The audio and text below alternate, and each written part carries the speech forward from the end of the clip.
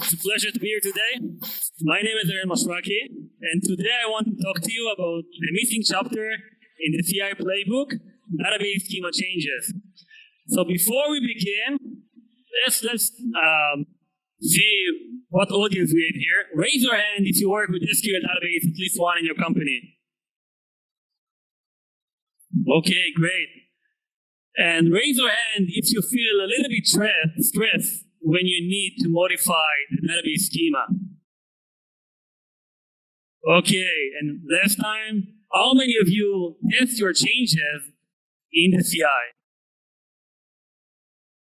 Only one. Amazing. And myself included. So, who am I? I'm the CEO of Ariga. It's too low. Okay. I'm the CEO of Ariga. At Ariga, we build tools and a platform to simplify the way companies manage the databases and database schemas. I've been doing infrastructure work for a lot of years, mainly focused on data and databases infrastructure. Ariga is also highly involved in the open source community. We maintain 2 big projects, as mentioned before, and it's a Linux Foundation project that originally created at Facebook. And another one is Atlas. Atlas brings the modern DevOps principle to database schema management. This will be the main subject of this talk. So what we are going to talk today. I want to start briefly, share with you our point of view, what we see as the tension between dev velocity and stability on change schema, where database schema evolved. Then from our observation, we think there is a gap between the maturity of CI in different layers of the stack. In one side, we have applications and infrastructure. There it's really well known, and there are many go-to solutions. And on the other side, we have databases and specifically database schema management, and there it's still like we saw before. We took the challenge to address this gap, and I want to take you with me the journey we had and how we solved the problem. I will share with you some tools and some patterns we use on a daily basis and how we converted them to our problem area. And then we'll show you at the end the results, CI for database schema changes, and how most of you can use it today. So the tension and why does it matter to us, the infrastructure engineers, the DevOps engineers? Our responsibility is to bring platform for product engineers, product developers, to experiment with product needs, business needs, and to iterate fast and get fast feedback on what they are doing. In case it's good, they may double down on it. If it's not good, they will wipe it out. But still, we want to give them this platform. And stability, we know it's not mutually exclusive, these two. Almost any platform we use supports rolling deployments, and it became a standard. Like in case of a bad deployment, you can fix the program, push a new image, and then deploy again. But when your database is affected by a bad deployment, usually it's much more disaster, right? We need to troubleshoot it on real time. But why is this? Why database outages, and specifically SQL database outages, much harder to manage? And the reason is, databases, in most cases, they hold the shared state of the business, of the applications, right? Applications are ephemeral from deployment to deployment, from scale up to scale down, but databases are there. From deployment to deployment, you usually change and deploy changes on the same database. Scaling out, creating more instances, sometimes doesn't work and impossible for databases. And just this period of fixing, rebuilding, pushing a new change, this loop doesn't work for the database world. So I mentioned at the start that this talk about schema migration, schema changes. So how can schema migrations can break production, can cause your product to be somehow unavailable? And I want to share with you a few examples just to align the knowledge here. I'm sure that most of you are familiar with at least half of them. The first example, these data-dependent changes. Changes that depend on the actual data. They work fine locally, they work fine on staging or some empty environments, but when you deploy them on production, they fail due to constraint violation. For example, adding a unique index. Some of you may think, okay, what's the problem? In case of such failure, roll back, fix the data, and then push the change again. That's the tricky part. In many databases, specifically in MySQL and MariaDB, that drive half of the internet, you cannot run schema migration within a transaction. So in case of a sequence of changes on the database, if you failed at the middle, you're stuck in unknown state, that not the previous version, nor the new version of the application familiar with this state, and you must troubleshoot it on real time. Another example, these are destructive changes. Changes that cause somehow a loss of data. For example, dropping a column. Now, sometimes we do it accidentally. It was generated by our ORM. Sometimes it's intentional. But again, in case of a sequence of changes that cannot be applied within a transaction, and you failed at the middle, now it's much harder to troubleshoot because the operation is not reversible. Breaking changes, I really like this type of failures, and I tell you why. Because they work fine locally again. Breaking changes happen when you break the contract between the database and the application, okay? And for example, let me give you the most surprising one that happens a lot in our communities. Adding a column, such an additive change should work, right? Works locally all the time. But let's say your application is doing select star, expecting for 10 columns, suddenly get 11 columns, and boom, you got a scan error. That means that in the deployment phase, your application won't be able to read from the database.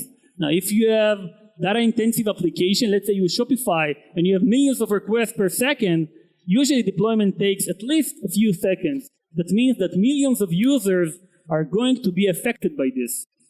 And again, this is something we want to avoid, and we can avoid this such failure. Table copy, another example of such change that works fine on environments without too much data, works fine locally, but surprise you in production. This happens when the database needs to restructure the table on the disk. Okay? For example, some databases, when you change the column type, this will trigger a table copy. So when the database is doing table copy, it usually requires a lock on the table. That means you cannot write to this table. Again, in the deployment phase, your application won't function, won't be able to write any data to the database, to this specific table, of course. So like I told you, Ariga is specialized on databases, specifically database schema management. And we know that most of the failures can be prevented in code review. And we're actually doing this. But we had this hypothesis that if we will automate this process, we will be able to prevent most of the failures in CI in an automated way. It will unblock most of the engineers in our company, but also could solve a problem that exists in the industry. So we decided to take this challenge, and we looked over some of the tools and some of the patterns we use on a daily basis. For example, infrastructure as code, to have a way to see what you have, to control with policy what is allowed, what's not. And if we looked on some tools and some services that exist today that take it one step further and create you a complete environment for each pull request, for running simulation. We see it on UI sometimes on Kubernetes, and so on. So let's put a breakpoint for a second. Let's share more details about Atlas and how we solve the problem. Atlas, like I told you, brings the modern DevOps principle to the database schema management world. Some of our users call it the Terraform for databases, and here's why. It composed from 4 major components. The first one, this is the schema definition. You have a declarative way, same as you have in Terraform, Pulumi, and other tools in this area, to define how your schema in your company, in your databases, look like. Now, given this schema, there's another component. This is the planner that knows compare real environments to the schema definition that can be HCL, SQL, and then generate for you a set of changes to bring the databases in the environment from their current state to the desired state defined in the schema definition. The last component, this is the execution. This is how Atlas can accept a set of changes, no matter what tool you use for generating them, and execute these changes in a safe way. Wrapping stuff in transaction when it's possible, taking log to ensure no concurrent runs, and so on. To resolve the challenge of running CI on schema changes, we added another component, which is a middleware and independent to the others, to make it possible to work with other tools, to analyze changes, propose you changes to the plan you got.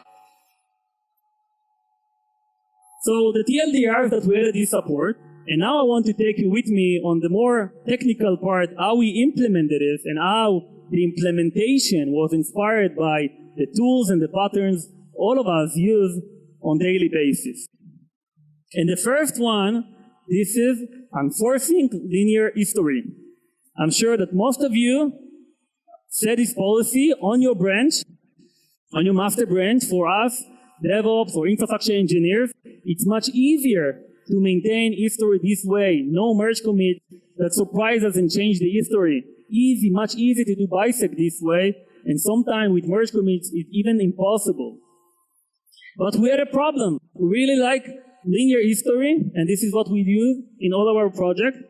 But linear history does not promise linear migration history. What does it mean, linear migration history? So again, just to align the knowledge here again, let's explain really briefly what linear or migration history means. In almost all languages, all projects, we have migration directory, holds all migration files, and replaying all of them give you the latest state of the schema in the database. Each file has a prefix which describes the version of the change. It's usually an incremental number or a Unix timestamp. The order does matter because it should be replayable. Okay, you create a table and a day after you modify the table. So let me now give you an example why Git linear history does not promise linear migration history. So given two engineers, Adam and Sarah, both of them work on the same project on two different features, and they branch out from the same master branch. Adam created a file for his change, a migration file, to work on his feature. A day after, Sarah created a file, but Sarah was able to move faster, and she merged his changes to master. So what we see here is that Sarah file was edited as the left migration file in the migration directory. He is the one that's about to execute next. Adam, a day after, merged his changes to master. But what happened is, his file was added before Sarah because he generated it before Sarah. Now in this situation, we have two cases. In case we work, let's say, with continuous deployment, okay, and we deploy Sarah changes to production, the next time we execute, we will skip Adam changes because how migration executor usually work, they check the schema version in the database and they apply all the versions that are greater than the database version. This is something that we can work with. More problematic case is when the executor will need to execute two files and suddenly they fail due to logical conflict. Because we can agree that there are situations that Sarah and Adam are not aware of the change of each other. And how we can ensure something like this, that when someone merges something to master, they're always aware about the most less updated changes on the repository. So we came up with a solution called Atlas Sum. This is a file reside on your migration directory and function as integrity file. It's generated and maintained by Atlas. This file holds all migration files in the directory and a hash that describes this file. If you change the order of the file, the hash is changing as well, because this is a hash tree. Each hash depends on its previous. Now, with the header of the file, we add a signature that is calculated from this file. This signature functions as the git conflict point. Returning back to our example, if Adam will try to merge his changes to master, it will get a git conflict, right? What will be in this case? It will need to resolve the conflict. If it will try to resolve the conflict manually, it will get integrity failure. What it will need to do is to pull Sarah changes, do rebase using Atlas, and in case of logical conflict, let's say they're changing the same table, it will need to resolve this conflict and then generate a file again using Atlas and push its changes to master. This is how we promise a consistent and linear history of the migration directory on the repository. Another pattern or tool that we use almost on a daily basis, raise your hand if you run any linting on any language in your project. Great. So what we wanted to have is a way to run changes analysis the same as we run code analysis on our project and controlling the behavior, what is allowed, what's not, using set of policies. So just to give you more examples, if you have security scanners for your projects, you want to have something like this for SQL schema changes. Now, some of you may think there are some SQL linters outside, and they are good and we actually use them, but they are checking the statement, the best practices that you find in your company. What we needed to have is a way to scan and check the changes semantic. What the outcome of a change on the database schema, no matter how you wrote it in terms of SQL statement. So the solution was, it actually deserves its own talk because it's much bigger effort and not just one slide. But the solution was a complete infrastructure for analyzing schema changes. Let me explain you briefly what does it mean.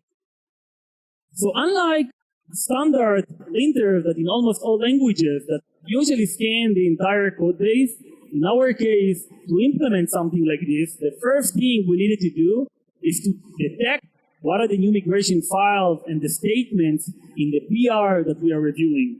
Why is that?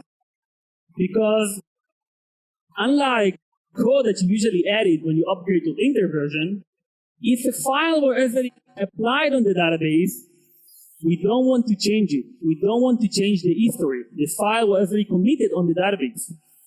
So this is the first thing we do. We detect what are the new migration file statements that exist in the pull request. Then, given the migration directory, we parse the entire migration directory and build something what we call a schema graph, a graph representing your database schema. It's composed from nodes and edges. Nodes are the elements in the database schema, and the edges are the constraints and the relations between the nodes. By traversing the graph, we detect what are the new changes in this graph, what are the new nodes and the edges in the graph, and then run a set of analyzers on this change set based on your configuration or on some custom stuff that you wrote. And at the end, collect diagnostic from all different analyzers and report. And the solution and the result, this is CI for schema changes. It looks fascinating, and it is open source in Atlas Action, and it works with any migration tool that you have in almost all standard databases and all its flavors. If you work with SQL at your project, your repository, you can get it today, and the installation is super simple. And the last point that we really like, because the effort was much more broader. I told you about pre-deployment simulation. This is an effort we do sometimes in companies because some risks and some failures cannot be recognized just logically. We need to run them on almost real environment, and sometimes real environment that we replay some data, some traffic to there. We want to, again, detect unexpected behavior, and our whole motivation for this effort is to prevent downtime. So what was the solution? How we built something like this for Atlas, which is quite lightweight, that you can run on each CI. We replay the migration directory on a database snapshot. This is how we can test your changes on real data or a sample of data. Why replaying is important? Because we cannot predict in what database version you currently have. What is the schema version in the database? Some environments require applying one file, while others will require a few others. So what we do in the CI, we check the code and give you feedback that you are able maybe prevent some of the failures. And then on continuous deployment, what we do, we check the data. Using the knowledge we collected in the CI, we use to execute a set of checks and validators on the data to ensure the operation won't fail. But something we cannot check in CI, this is if you did something stupid and change the database manually.